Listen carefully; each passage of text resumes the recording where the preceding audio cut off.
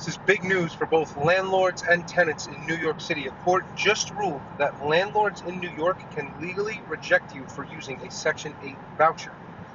This happened pretty quietly, so according to Gothamist, CBS New York, AM New York, a New York State Appeals Court at the beginning of this month unanimously struck down the 2019 state law that made it illegal for landlords to discriminate against tenants who pay rent with government housing vouchers.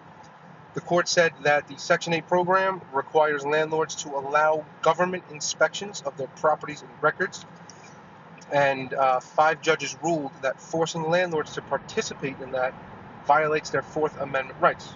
This is the first time any appellate court in the country has struck down a law like this. Now, here is what this means if you are a property owner.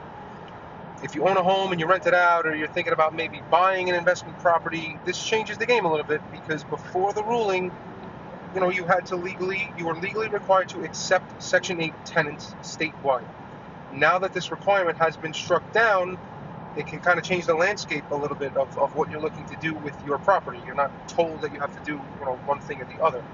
At the same time, it's not that clear-cut yet. New York City has its own separate anti-discrimination laws on the books since 2008. It's unclear whether this ruling overrides it, and this also only applies to Section 8, not city FEPs or other city voucher programs.